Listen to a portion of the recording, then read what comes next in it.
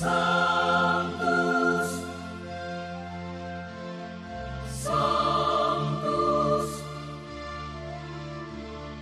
Sanctus Dominus Deus Sabaoth. Salam jumpa kembali saudara-saudariku yang terkasih dalam Tuhan kita Yesus Kristus. Salam sejahtera untuk kita semua. Berkat Allah yang Maha Kuasa senantiasa menyertai kita. Marilah kita mendengarkan dan merenungkan bacaan-bacaan kitab suci hari Kamis tanggal 13 Februari tahun 2025. Dalam nama Bapa dan Putra dan Roh Kudus. Amin. Bacaan pertama dari kitab Kejadian bab 2 ayat 18 sampai 25.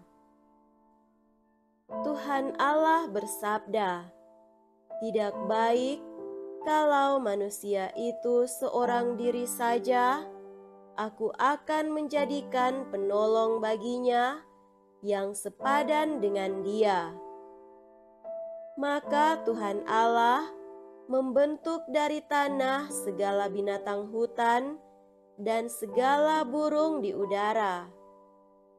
Dibawanyalah semuanya kepada manusia itu untuk melihat bagaimana manusia menamainya.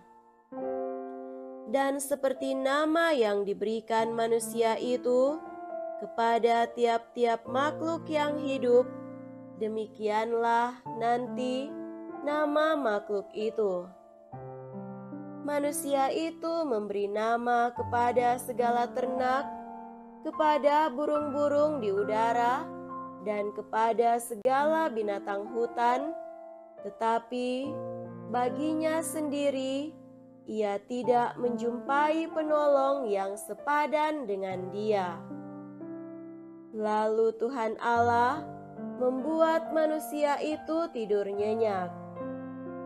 Ketika ia tidur, Tuhan Allah mengambil salah satu rusuk daripadanya, lalu menutup tempat itu dengan daging.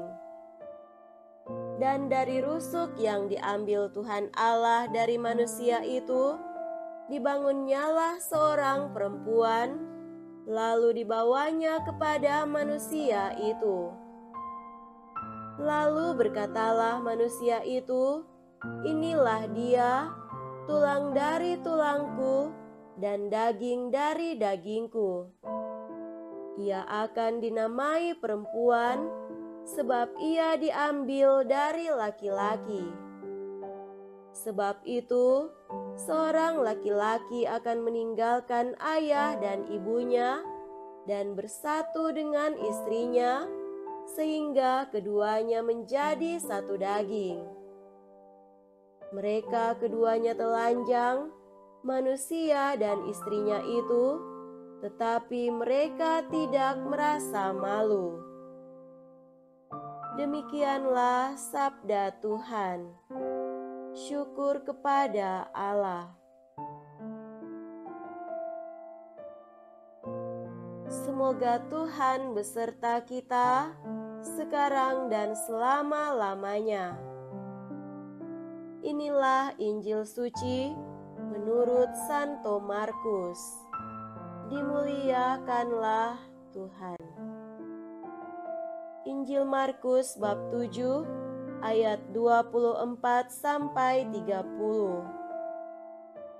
Pada waktu itu, Yesus meninggalkan daerah Galilea dan berangkat ke daerah Tirus. Ia masuk ke sebuah rumah dan tidak mau bahwa ada orang yang mengetahuinya. Tetapi kedatangannya tidak dapat dirahasiakan. Malah di situ ada seorang ibu yang anak perempuannya kerasukan roh jahat. Begitu mendengar tentang Yesus, ibu itu datang dan tersungkur di depan kakinya. Ibu itu seorang Yunani berkebangsaan Siro-Fenisia. Ia mohon kepada Yesus supaya mengusir setan dari anaknya. Yesus lalu berkata kepadanya, "Biarlah anak-anak kenyang dahulu. Tidak patut mengambil roti yang disediakan bagi anak-anak dan melemparkannya kepada anjing." Tetapi ibu itu menjawab, "Benar, Tuhan, tetapi anjing di bawah meja pun makan remah-remah yang dijatuhkan anak-anak." Lalu Yesus berkata kepada ibu itu, "Karena kata-katamu itu, pulanglah, sebab setan itu sudah keluar dari anakmu."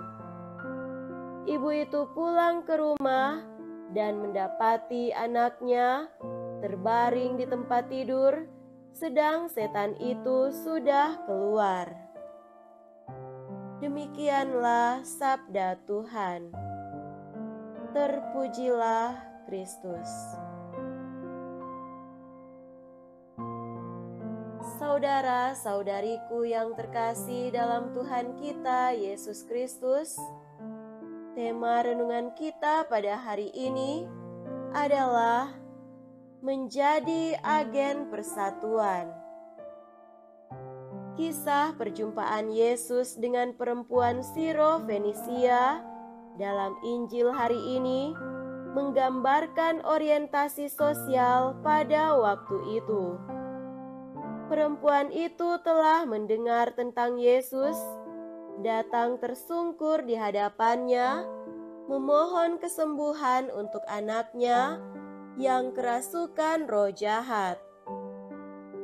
Perempuan itu adalah orang asing, bangsa kafir, berasal dari luar komunitas Yahudi.